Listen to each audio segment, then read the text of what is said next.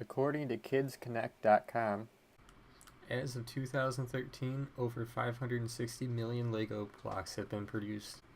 I have a certification in SOLIDWORKS. In this video, I'm going to do the following: 3D model a Lego and give it color. In order to 3D model a Lego, you're going to need some type of software to 3D model in. In this video, I'll be using SOLIDWORKS, and you also need a computer that can run SOLIDWORKS, and optional is a 3D mouse. These three pictures are the diagrams I used to get dimensions. Note that the last picture is not in millimeters. Then now we want to hit sketch. Now you want to click the top plane, the rectangle, click the center of the origin, drag and drop up to the right. Alright, now you want to click Smart Dimension, so you're going to click the bottom, just click anywhere, you just type in 16 and hit enter. Then you're going to do the same thing over here, click the line, drag it out, click again, then we're going to type in 7.8. So now we just have a square. We need to give it some depth, so we're going to click the features menu, extruded boss base, then we're going to type in 9.6 and hit enter and hit this green check. Now you can see we have a box. So now we're going to go to the top view, hit sketch, we're going to click the top of this one, and then we're going to add some center lines. What center lines are, it's basically reference lines. If you use a normal line, the system's software is going to think that you're using that for something, so you want to make sure you click center lines. You're going to want to hover over the left line and click this yellow dot and drag the line out to the right. If you see a dashed line, that means it's horizontal. You want to click it along that line, and you're going to hit escape.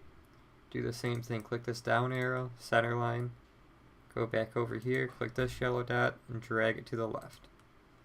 Alright, so now what you're going to want to do is you want to go up and click this circle, click the end dot, the end point here, drag out a little bit, and click again. It doesn't matter what size you make it, but then you're going to do the same thing over here. Alright, now we're going to give it tell the software what size we want everything. So we're going to click Smart Dimension. We're going to click the little plus right here. And also this one over here. Drag down. And then those are 8 millimeters apart from each other. So we're going to type 8. Then we're going to click either circle. We're going to drag down. And those ones are 4.8 millimeters. We're going to type 4.8, hit enter, and then you could Smart Dimension everything else, but it's a lot more work.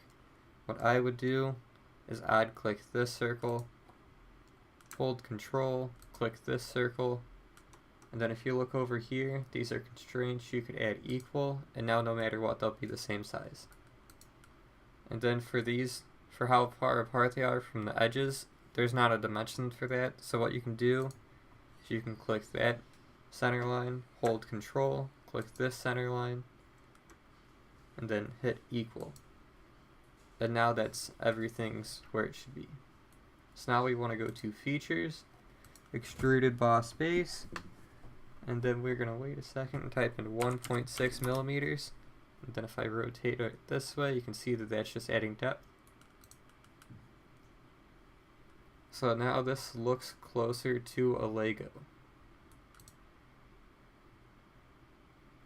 See, but you'll notice it's a solid, it's all solid, so that way you couldn't do anything with it.